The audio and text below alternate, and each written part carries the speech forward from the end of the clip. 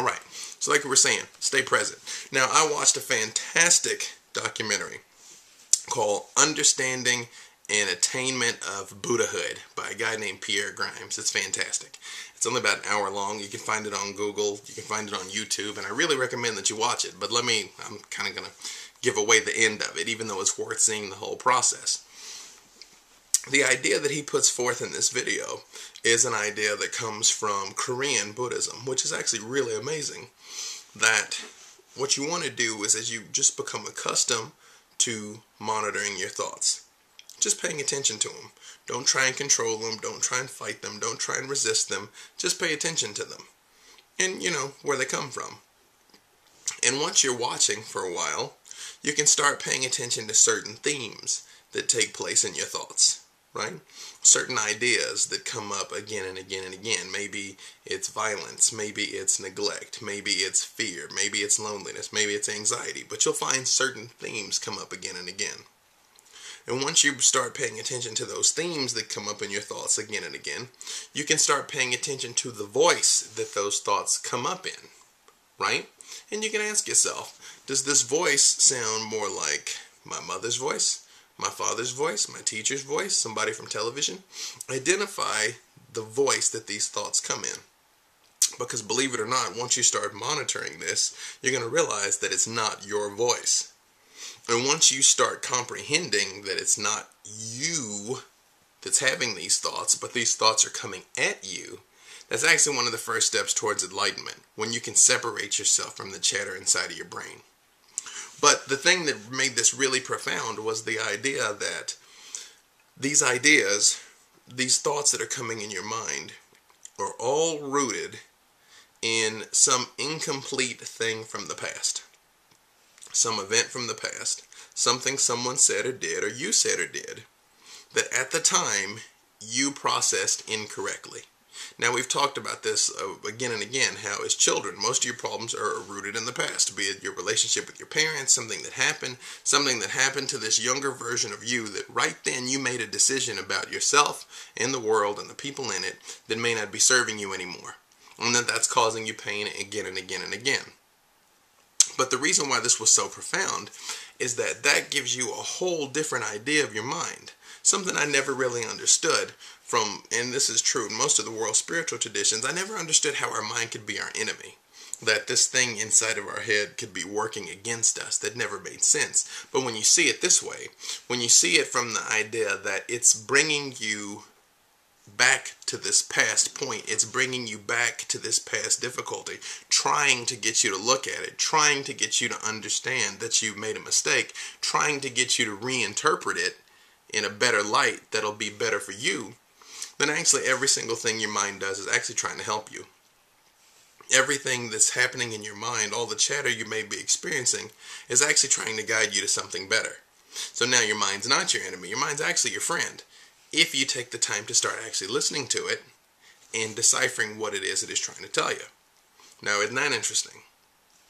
That also explains why so many different healing methodologies of dealing with the past heal so many things. It explains why Ho'oponopono works, the Hawaiian system. I love you, I'm sorry, please forgive me, thank you. Of asking for forgiveness for everything that you've done in the past, of forgiving everyone who slighted you in the past. Anything that centers around forgiveness, and you may have heard me talk about forgiveness once or twice. This is why it works.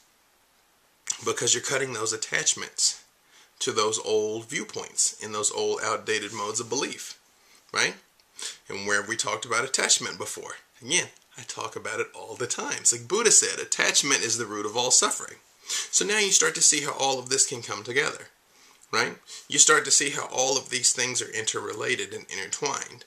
And that awakening and enlightenment and Buddhahood or Christhood or sainthood or whatever you want to call it really are just elaborate ways of explaining attaining the state of mind where you have divorced your concept of who you really are from the ideas that are popping into your mind. And naturally, as you start to divorce yourself from those ideas and complete the past and clarify those old painful ideas, then naturally your mind just becomes serene and calm. Once your mind is serene and calm, you're enlightened. That's it. Isn't that an interesting thing? Never heard it before. Pierre Grimes, like I said, you should listen to him. He's really fantastic. He's done a lot of different documentaries and things that I think are really great. Pierre Grimes, Grimes, Grimes. Another thing that I want to share with you is one of my coaching clients. By the way, I'm taking on coaching clients again. When I was traveling, I wasn't taking on any new clients. I'm home. Check out peacelovemoney.com. I'm taking on a few more, so if you hurry, I may still have room for you. peacelovemoney.com. Check it out. We can work one-on-one. I can do this and be talking to you real time rather than just a recording. Imagine that. So, relationship, spirituality, life, job, happiness, weight loss, anything you want to do. You know, I can help you with that. peacelovemoney.com. So, one of my coaching clients asked me about whether or not they should expect something in return when they do something for people. Whether or not if you loan someone money, for instance, should you necessarily expect them to pay it back? Or if you do something good for someone, should you expect them to do something good back for you? To which I answered, no. And interestingly enough, I was reading the book of Luke in that translation that I showed you earlier, and Jesus said that exact same thing. I'd never known that, actually. But the idea is you should not be attached to the idea that this person is going to do something good for you. Be attached to the idea, actually don't be attached to the idea, but be open to the universe doing something nice for you. Be open to the idea of the universe paying you back for that debt in some unexpected way. So maybe you loan money to someone, but you may or may not get that money back, and honestly you probably shouldn't even expect to get it back in this day and age. But it may not be that that money comes back to you, but it may be another person walks up and decides to take you on an all-expenses-paid trip somewhere. Or it may be that someone buys you a new dress or a new gift. It may not even be a monetary gain. Maybe you get some new opportunity at work. Maybe you get some new experience or meet some fantastic new person, or any good thing can happen to you, because the idea is not that you put money out and you get money back, or that you put favors out and you get favors back. The idea is that you put good out and you get good back. Does that make sense? That's what your focus has to be, on putting good things out into the universe, good works for people. And in exchange, good things come back to you. That's the law of attraction in its simplest form. You do good, good happens. You do bad, bad happens. It's pretty simple, right? The law is impartial. It gives you what you're giving out, be it mentally or physically. And the best way to get it to come back the fastest is to put it out physically. Right? Now, since this is the first time that we've talked in a while, I think I'm going to cut this one off kind of shortish. So, I promise it will not be weeks or months before I do another one. It'll probably be a couple of days before I record and upload a new video.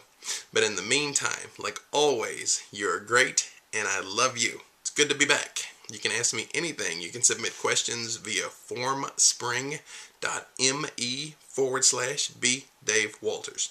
formspring.me, like me, /B Dave Walters. And you can hear me live on the radio every Thursday at about 2 o'clock Pacific, because we're doing it earlier now, 5 o'clock Eastern, 10 p.m. Greenwich Mean Time. You can listen online at WLLLradio.com.